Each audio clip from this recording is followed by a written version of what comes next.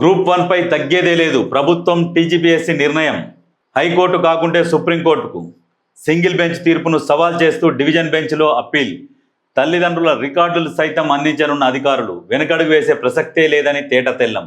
Group 1 ఉద్యోగాలకు సంబంధించిన అంశంపై వెనుకడుగు వేసే ప్రసక్తే లేదనే యోచనలో రాష్ట్ర ప్రభుత్వం టీజీపీఎస్సీ ఉన్నట్లు తెలుస్తుంది. హైకోర్టులో కాకుంటే అవసరమైతే సుప్రీంకోర్టుకు కూడా వెళ్తామని చెప్పేసి అంటారు. ఇక నియామక పత్రాలు అందుకొని ఉద్యోగంలో జైన్ అయ్యే పరిస్థితి ఉన్నది. కరెక్ట్గా ఇక నియామక పత్రాలు అందుకొని ఉద్యోగంలో జైన్ కావాలి. ఇక సంతోషంలో ఉన్నారు అభ్యర్థులు.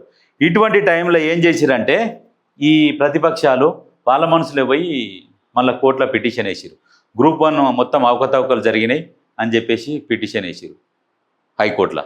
ఎందుకు వేసిర్రు అంటే వీళ్ళ హయాంలో 2-3 సార్లు లీక్ చేసుకున్నారు. వీళ్ళ అవసరాల కొద్దీ లీక్ చేసుకున్నందుకే రద్దు అయినాయి. ఇప్పుడు ఏం చేయాలి? ఉన్న ప్రభుత్వాన్ని కూడా బదనాం చేయాలి. వీళ్ళ ప్రభుత్వంలో లీక్ అయినాయి అని చెప్పేసి. వాళ్ళ ప్రభుత్వంలో లీక్ అయితే ఈ ప్రభుత్వంలో కూడా లీక్ అయితే ఏంటంటే కోర్టులు వేసేసారు. కోర్టు ఏం తీర్పిచ్చింది? మళ్ళీ పేపర్ దిద్దాలని ఇచ్చింది. అంటే ఆల్రెడీ వీళ్ళు కష్టపడి చదివి రాత్రనక పగలనక తిండి తినక నిద్ర రాకుండా ఉంటుంది, ఛాయలు దాక్కుంటా కూర్చొని చదువుకొని ఆ ఉద్యోగాలు సంపాదించుకుంటే మళ్ళీ పరీక్షలంటే మరి అప్పుడు చదువుకున్న జ్ఞాపకం ఇప్పటిదాకుంటుందా? మళ్ళీ చదవాలి. మళ్ళీ వాళ్ళని ఎందుకు ఇబ్బంది పెట్టాలి? ఈ ప్రతిపక్షాలకు కొంచెమన్నా సిగ్గుండాలి.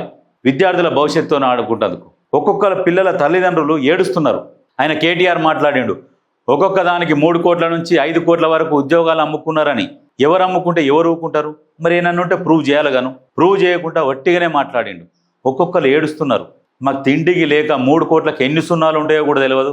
మాకు పాల ప్యాకెట్, రోజు పాల ప్యాకెట్ కొనుక్కుంటానికి కూడా మాకు అంత బీద పరిస్థితిలో ఉన్నాం మేము. అటువంటి వాళ్ళని మాపై ఇటువంటి నిందలు వేయడం మంచిది కాదు. మీ రాజకీయాల కోసం మమ్మల్ని మా పిల్లల భవిష్యత్తుతో ఆడుకోవద్దు అని చెప్పేసి ఏడుస్తున్నారు. వాళ్ళ పాపం తలుగుతుంది. నిజంగా కేటీఆర్కు విద్యార్థులు అంటే మరి ఎందుకంత ఎలర్జీయా అర్థం కాదు. గతంలో కూడా కొంతమంది విద్యార్థుల గురించి చులకరంగా మాట్లాడతాడు. 3 కోట్లు అంటే ఏంది? అది ఏమన్నా పైసలా పెంకాసలా? 3 కోట్లు ఉంటే వాళ్ళు ఈ ఉద్యోగం ఎందుకు ఈ ఉద్యోగానికి ఎందుకు ప్రిపేర్ అవుతారు? ఒక్కొక్కరికి వాళ్ళకి ఆర్థిక స్తోమత 3 కోట్ల ఇచ్చుకునే అంత ఆర్థిక స్తోమత ఉన్నోళ్లకు మరి ఈ ఉద్యోగం రాయాల్సిన అవసరం ఏంది? మంచిగా వ్యాపారం చేసుకుంటారు. ఓ 10 లక్షలు 20 లక్షలు పెడతారు. ఇంకా మిగతా ఓ 2-2.5 కోట్లు ఓ ఇల్లు కొనుక్కున్నా కూడా 2.5 కోట్లు మిత్తిలకు ఇచ్చుకొని బతుకుతారు. వాళ్ళకి అవసరం ఏంది ఆ ఉద్యోగం రాయాల్సిన? కనీసం కొంచెమన్నా ఇంగిత జ్ఞానం ఉండాలి, ఆలోచన చేయాలి. 3 కోట్లు ఎవడు పెడతారు? పొట్టిగానే ప్రభుత్వాన్ని బదనాం చేసేటందుకు విద్యార్థుల భవిష్యత్తు తాకట్టు పెట్టి కోట్ల పోయి వేసిర్రు వీళ్ళు. నిజం ఆలోచన ఉండాలి. ప్రతిపక్ష హోదాలో ఉన్నప్పుడు ఎంత హుందాగా ప్రవర్తించాలంటే అంత హుందాగా ప్రవర్తించాలి. అధికార పక్షం కంటే కూడా హుందాగా ప్రవర్తించాలి. ప్రభుత్వాన్ని ప్రశ్నించేటప్పుడు అంత హుందాగా ఉండాలి. ప్రజలను కలుపుకొని పోవాలి. ప్రజలతో మాట్లాడుకుంటూ ఏం జరిగింది, నిజాలు ఏంది అవి తెలుసుకొని ప్రభుత్వాన్ని ప్రశ్నించాలి. ఏది పడితే అది మాట్లాడితే అదే ప్రజలు ప్రతిపక్షాన్ని తిట్టిర్రంటే ఇంకంతకంటే కూడా ఇంకా నీచమైంది ఇంకోటి ఏం లేదు. ఇక దానికి సిగ్గుతో తలంచుకొని నీళ్ళని బయలు దునకాలి. ప్రజలు ప్రతిపక్షాన్ని తిట్టిర్రు అంటే ఇంక దానికంటే దరిద్రం ఇంకోటి లేదు. నీళ్ళని పోయి బయలు దునకాలి. ఇప్పుడు కేటీఆర్ పరిస్థితి కూడా అంతే. సోషల్ మీడియాలో మొత్తం కేటీఆర్ ట్రోల్ అవుతున్నాడు. విపరీతంగా తిడుతున్నారు అందరూ. అటువంటి పరిస్థితి ఎందుకంటే తెలియదు కదా, కేటీఆర్కు ధమాక్ లేదు. వాస్తవానికి ధమాక్ ఉంటే ఇటువంటి మాటలు మాట్లాడాడు.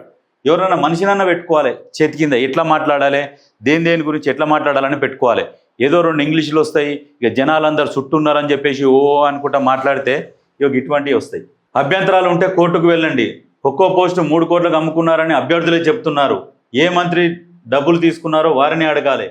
ఎవరికైనా ఇబ్బందులు ఉంటే హైకోర్టుకు వెళ్ళొచ్చు. మీడియాతో చిట్చాట్లో కేటీఆర్. ఇంకేం వెళ్తారా? నువ్వు వెళ్ళావుగా కోర్టుకు, నువ్వు వేసి వచ్చినావు. ఆడ గందరగోళం సృష్టిస్తేందుకు నీ రాజకీయ లబ్ధి కోసం విద్యార్థుల జీవితాలతో చెలగాట మాడుతుండు కేటీఆర్. మరి చెప్పు, మరి విద్యార్థులు చెప్తున్నారన్నగా ఏ విద్యార్థులు చెప్పిరో చెప్పి అది నిజాలు బయట పెట్టి మరి అది చేత కాదు. పట్టిగానే వేసుడు.